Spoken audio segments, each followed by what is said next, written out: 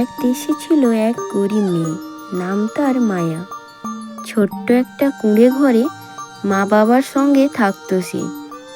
তার বাবা দিনমজুর ও তার মা অন্যের বাড়িতে কাজ করে অনেক কষ্টে দিন যাপন করত। তাদের সংসারে অভাবের শেষ ছিল না। তবু মায়া খুব হাসিখুশি ও দয়ালু মেয়ে ছিল। তার একটাই স্বপ্ন, সে বড় হয়ে সবার দুঃখ কষ্ট দূর করবে। একদিন ভোরবেলা মায়া জঙ্গলে শুকনো কাঠ কুড়োতে যাচ্ছিল।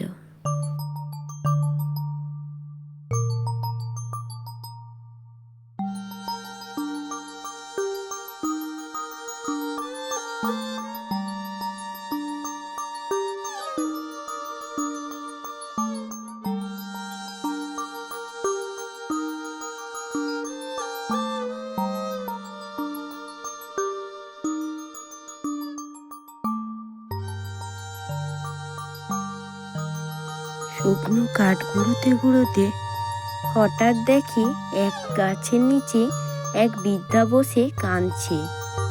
বৃদ্ধাকে কাঁদতে দেখে সে এগিয়ে গেল।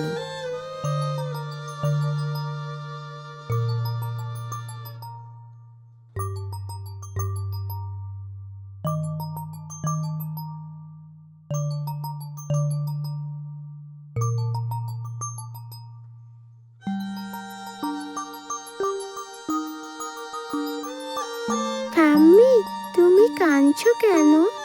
তোমার কি কিছু হয়েছে? মা, আমি অনেক ক্ষুধার্ত, কেউ এক টুকরো খাবারও আমায় দেয়নি। মায়া তখন নিজের থলের মধ্যে থাকা শেষ টুকরো রুটিটি বৃদ্ধাকে খেতে দিল। এই নিন ঠাম্মি, এটা খেয়ে নিন। আমার কাছে আর দেওয়ার মতো কিছুই নেই।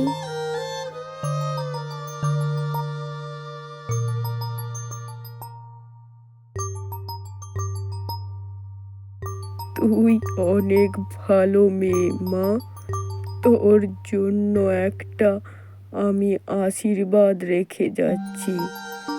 সামনের যে বড় গাছটা দেখছিস, সেটা একটা জাদুর গাছ। প্রতিদিন সেখানে গিয়ে তুই যদি সৎ মনে কিছু চাস, গাছ তা তোকে দেবে। তবে একটাই শর্ত, চাওয়ার আগে কাউকে কষ্ট দেবে না, মিথ্যা বলবে না। এই বলে বৃদ্ধা হঠাৎ মিলিয়ে গেল। মায়া দেখল আগের দিকে ওই বৃদ্ধা নেই। সে ভয়ে ভয়ে ওই গাছটির দিকে এগিয়ে গেল।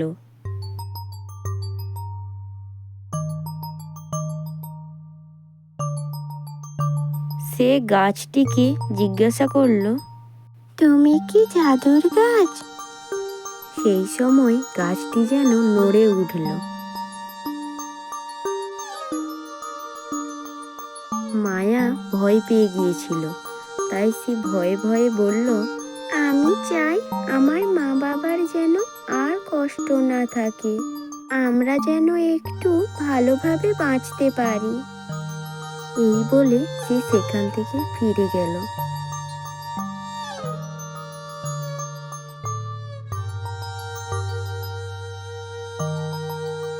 পরের দিন সকালে মায়া ঘুম থেকে উঠে দেখল তাদের বাড়ির সামনে একটা ঝাঁপি পড়ে আছে। সে খুলে দেখে তার মধ্যে অনেক খাবার ও কিছু টাকা রাখা আছে।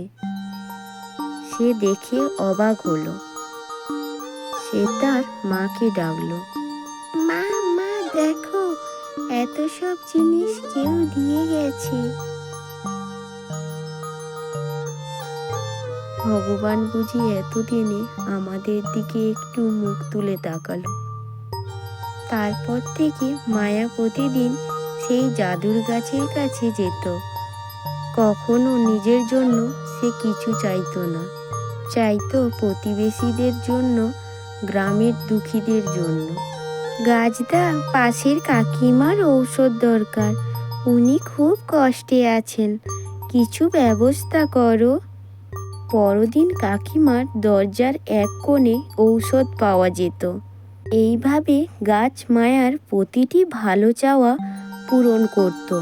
কিন্তু একদিন গ্রামের ধনী ব্যবসায়ীর মেয়ে মিতা মায়ার এই গোপন রহস্য জেনে গেল। মায়া, তুই গাছের কাছে যা চাস তাই পাস, তাহলে আমিও যাব।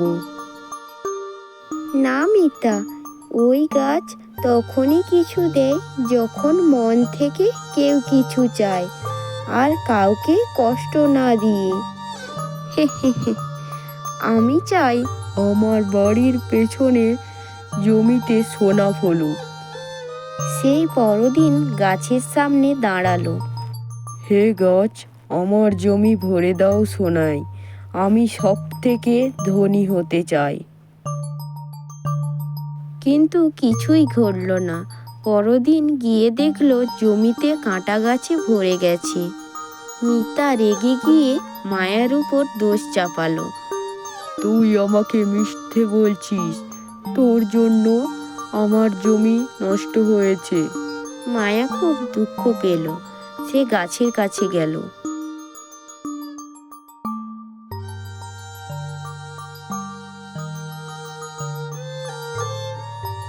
গাছদা, আমি তো কাউকে কষ্ট দিতে চাইনি, তুমি চাইলে আমার সব কিছু নিয়ে নাও, কিন্তু মিতার জমি ঠিক করে দাও।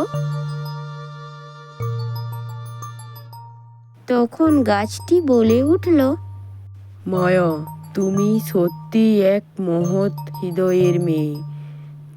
তোমাকে আমি আশীর্বাদ দিচ্ছি। তুমি যেখানে হাত রাখবে সেখানেই শান্তি ও সুখ ফুটে উঠবে। তারপর থেকে মায়ার স্পর্শে গরিবের ঘরে আলোকিত হয়ে উঠত। মিতা লজ্জায় মায়ার কাছে ক্ষমা চাইল।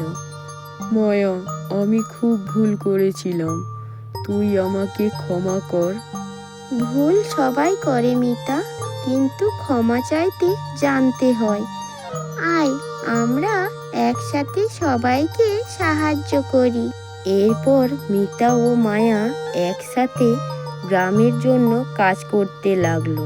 সেই জাদুর গাছ মায়ের জীবনের শ্রেষ্ঠ উপহার ছিল, কারণ সে শিখেছিল সত্য, দয়া আর ভালোবাসা শক্তি পৃথিবীর সব জাদুর চেয়েও বড়। আমাদের ভিডিওটি যদি ভালো লেগে থাকে লাইক করে চ্যানেলটিকে সাবস্ক্রাইব করে দিন, আরও মজার ভিডিওটি দেখার জন্য কমেন্ট করে দিন।